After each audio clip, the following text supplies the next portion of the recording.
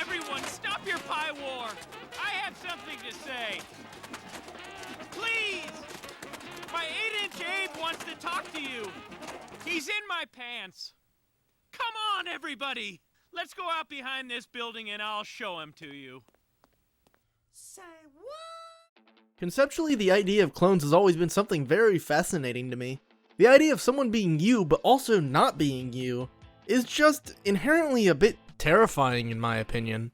For example, as soon as a clone is created, they immediately have different memories than you, which I think warrants them being their own person. Luckily, cloning doesn't seem incredibly feasible for humans just yet, so I can still keep my sanity and just talk about them in Clone High, a show that came out in November of 2002 on Teletoon.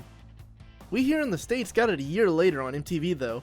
There isn't really any changes between the two versions of the show, it was just something that took a little while, I guess. Clone High is a parody of nigh every single teen drama you may have ever seen. It's got action, it's got romance, and oh boy does it love to remind you that every episode is a very special episode. Tonight's episode of Clone High is intended for mature audiences only. Tonight, on a very special Clone High. Previously on a very special Clone High. Tonight, on a very special part 1 of a very special 2-part season finale of Clone High.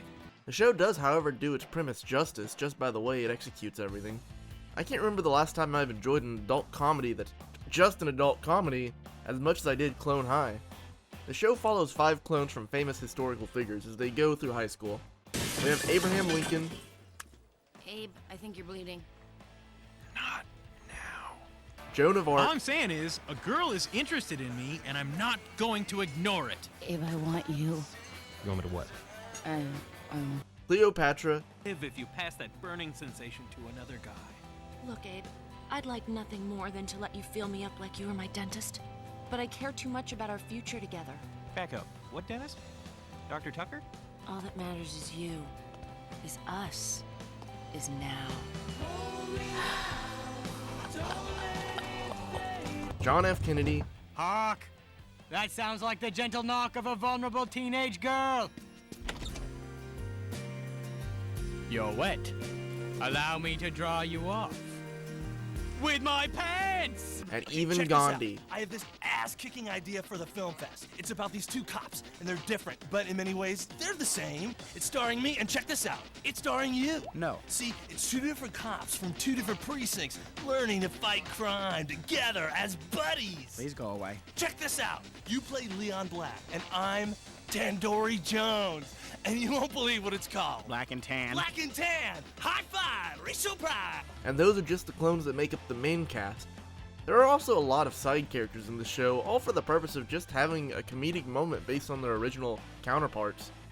I can tell you guys with 100% honesty, there are a lot of jokes that probably flew over my head while really just watching the show, which just goes to show how much passion the creators have put into the show. Speaking of creators, we have Phil Lord and Christopher Miller, 2 filmmakers who have made plenty of incredibly successful movies such as Cloudy with a Chance of Meatballs, the Lego Movie, and they even also produced Into the Spider-Verse, so these guys know how to create something magical. Alongside them we have Bill Lawrence, who has created another show. I don't know if you guys might have heard of it, it's just called Scrubs. So with this staff of creators, how could the show go wrong? How could everything go so wrong? Being a parody of dramas, this is a very character-driven show. All the cast have their own motivations for doing what they do, and some of their motivations even get in the way of other characters' plans. For example, Abe wants to date Cleo, while Joan wants to date Abe. We also have JFK, who starts the series dating Cleo, and many of the other female students in the school, while Cleo is just, well, Cleo is just there. She's kind of vain, and knows she can get whatever she wants with her beauty. It's actually pretty obvious the creators want us to root for Joan to get together with Abe. Then we get to Gandhi. I want to say Gandhi is Gandhi, but that's not the case, cause Gandhi is a party animal who loves the ladies, and has quite possibly the funniest scenes in the series. Abe, remember how I was so excited about seeing the movie American Pie that I couldn't sleep the night before? And remember that scene where the guy has sex with the pie? Well, I don't. Because I fell asleep in the theater. Why don't you just rent it? Unfortunately, Gandhi is also what ended up killing the series, but we'll get back to that. We also have a couple other non-clone characters, such as Principal Scudworth, the clone's high school principal, who wants to actually turn the clones into an attraction at an amusement park called Cloney Island. Scudworth also happens to be a little bit, how do I say this?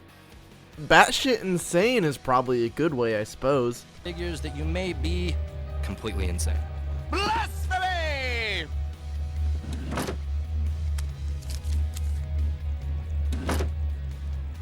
Yeah, well, you do have a robot butler named Mr. Butlertron. Anyone for stones?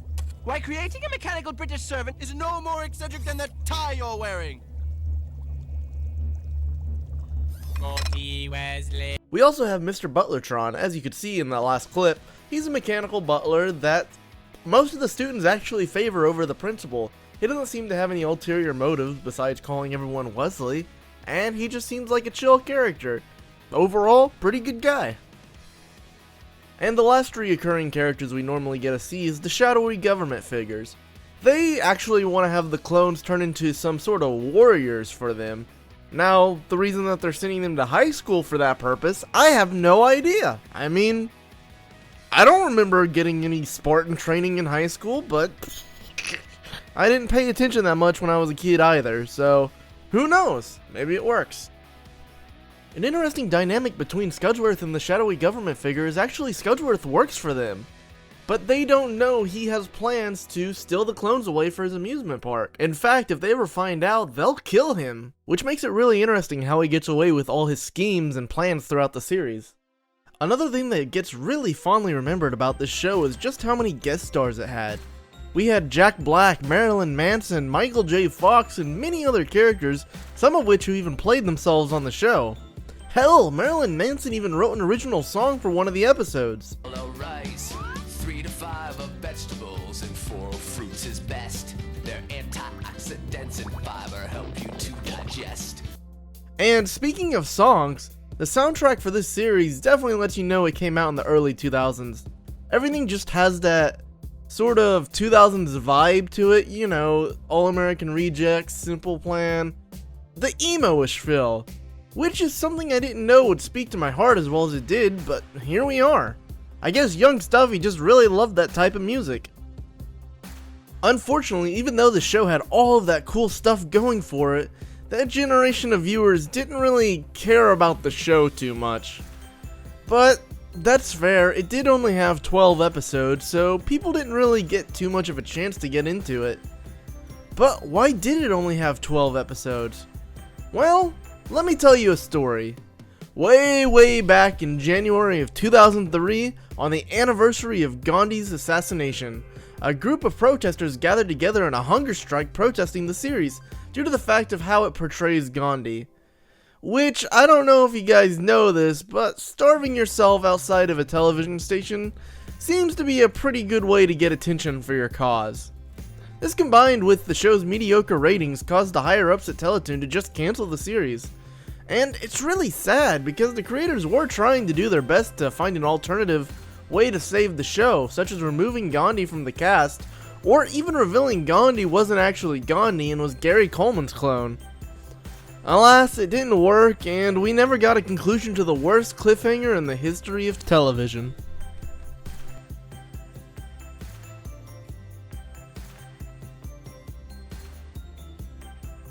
The season ends with the only way a high school drama could end, on the night of prom. As everyone is getting ready for the night of their lives, Abe starts to figure out he might actually have some feelings for that red-headed goth girl. Attaboy.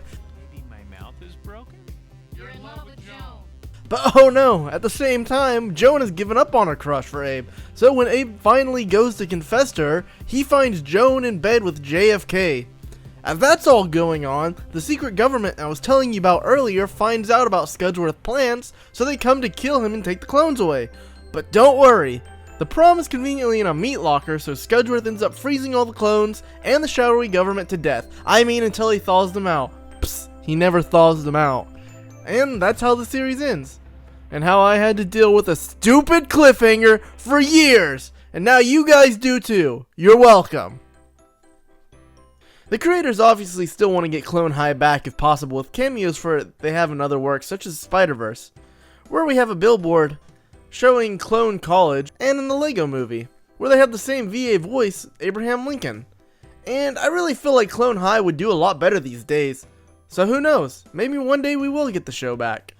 And that's been my review on Clone High. It was a show I really enjoyed, and I hope you guys enjoy it as well. You should check it out if you've never seen it.